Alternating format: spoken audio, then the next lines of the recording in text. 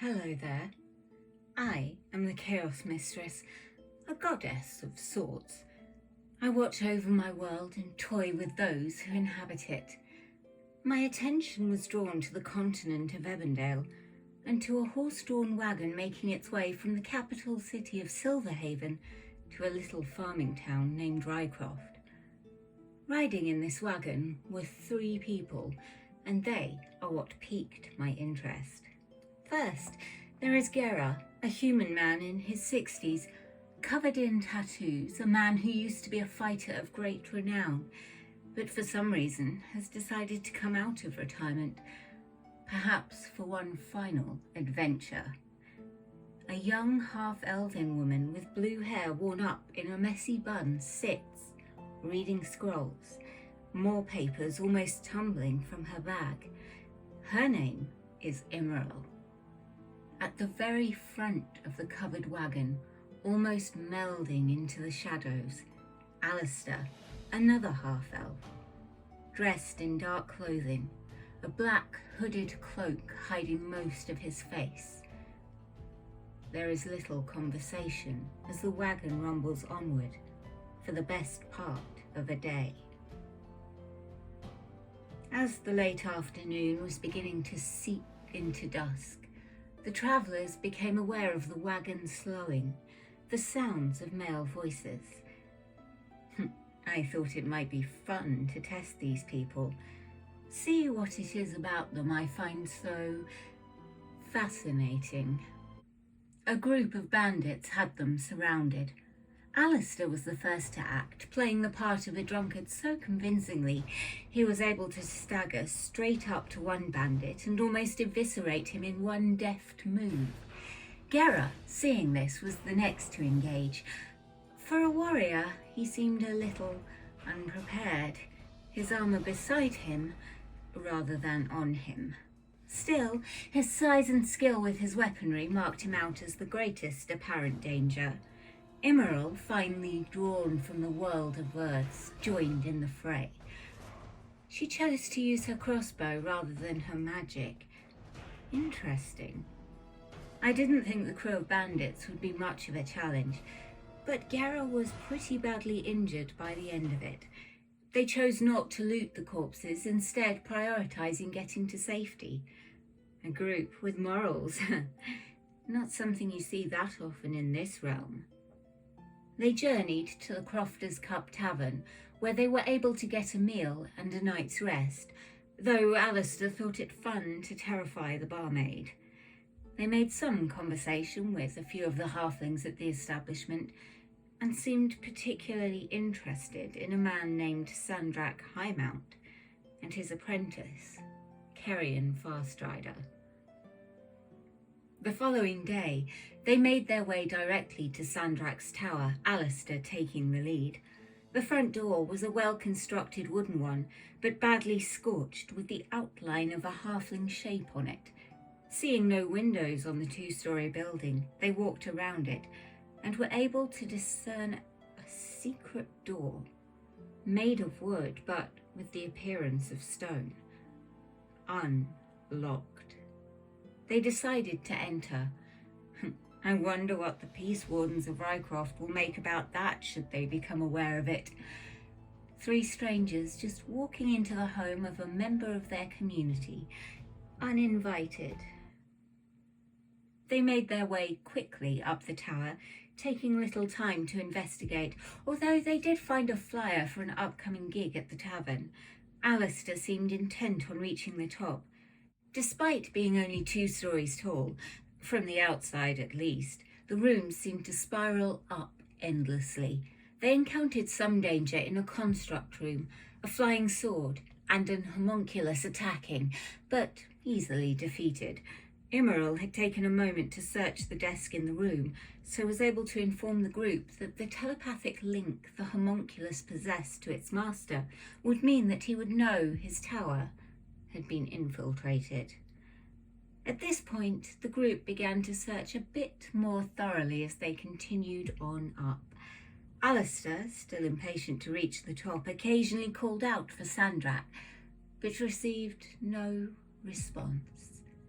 Immeral and Gera did their best to go through the room of a male whom they discovered was called Sulian, and that he enjoyed a publication called Wicked Wizards. It was fun to see Immeral blush when she discovered it under his bed. An unopened letter on his desk read, Dearest Sulian, I hope the apprenticeship in Rycroft is going well. I must admit, we were rather surprised that you decided to take up a position in a small town rather than Silverhaven, but I feel some relief as you know I've never liked the city. Do you think you might be able to make it home for a visit soon? We do miss you terribly and we'd love to hear more about the work you're doing. It then continues to tell him about his father's lower back pain, a recent storm they experienced, and the redecorating of their kitchen, which they are planning to start on soon. A sealed envelope contained his reply. Dear Mother, thank you for your letter. Rycroft is a lovely small town, so you don't need to worry about my safety here. As you know, I've always had an interest in history, and that's why this apprenticeship was so appealing to me.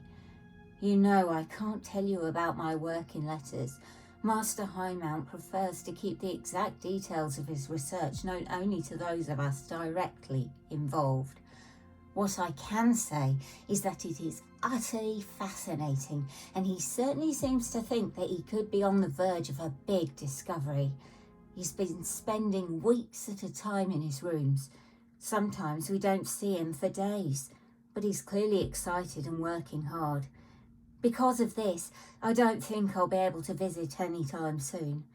This could be my chance to be part of something big and to perhaps make a name for myself. I hope you understand. Many wizards can go for years, centuries even, without an opportunity like this. I'm sure your choice of yellow for the kitchen is lovely and not, as Father says, like someone has thrown custard at the walls. The party went up more stairs and found themselves in the room of Kerrion. Immeral discovered a well-hidden letter in an unsealed envelope. Dearest Melisandre, if you are reading this, then it is likely that I will no longer be in this world. I have some concerns about the research we are doing, but I daren't say anything more as he is always watching. I just want you to know that I will do everything I can, if I am able, to get back to you. I love you. Kay. Alistair, stretching out comfortably on the bearskin rug, noticed a piece of paper under it covered in runes which none of them could decipher. At this point, Gera decided to descend the tower, worried that something may have been missed. They made their way back down, finding more books and some notes in various languages, and one in particular making reference to the Shadowfell. They got all the way back to the first room up from the basement they had entered through, a large chest and a floor covered with blood, not fresh. It was Gera who went to investigate, finding himself adhered to the tongue of a mimic. The group attacked, Gera taking the brunt of it and coming close to falling unconscious, but he landed the killing blow first, thus ending the encounter. Meanwhile, on the other side of Rycroft, I noticed a male gnome, a ranger named Merrick, travelling towards the town. Also making their way along the route was a half-orc barbarian named Korak and a human sorcerer named Amare, a fortuitous meeting indeed, since they were not far from a group of bandits making camp for the evening.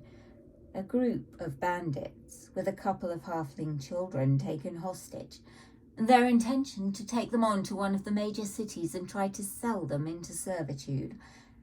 By my magical weaving of fate, Korak, who had been standing in a chamber in the sunless citadel on Greyhawk, holding, for some reason, a bag of goblin heads, had been accidentally teleported across realms and planes of existence. He was more than a little confused, to say the least. Amare had been simply strolling through the forest, whilst Merrick was seeking out goblins who had destroyed his community, and also trying to find a place he could call home. Merrick was able to shoot at the bandits from within the tree line, Amare occasionally popping out from behind a rock to hurl a spell before ducking back behind it. Korak, now angry as well as confused, strode into the bandit camp, great axe swinging. Whilst he sustained a lot of damage, the group was able to dispatch the bandit slavers and rescue the children, twins named Bridie and Bobby Clodfoot, who, rather handily, lived in Rycroft. They had been playing when they were captured and just wanted to go home. After reuniting the children with their parents, Sonny and Stovey, the group were well fed and offered a hay barn to sleep in for the night. Merrick and Korak were more than happy with this, though Amare chose to sleep in the tavern instead. The group learned from the Clodfoots that Rycroft was experiencing a bit of a goblin problem, and that Captain Malone of the Peace Wardens was looking for help with another issue, and if the group were looking for work, they might want to call in there. Waking up feeling a little more powerful than when they had gone to bed, Amare rejoined the group at the Clodfoots, and they had a hearty fry-up for breakfast, then made their way to the Peace Warden's keep. They approached a one-storey brick building with 3 stone steps leading up to an impressive-looking door made from some kind of metal. There were several small windows and a young halfling man standing at the bottom of the steps. His small stature had the effect of making the building appear even more imposing. Or it would, if he were not standing there in a Peace Warden's uniform, holding a spear in one hand and picking his nose with the other.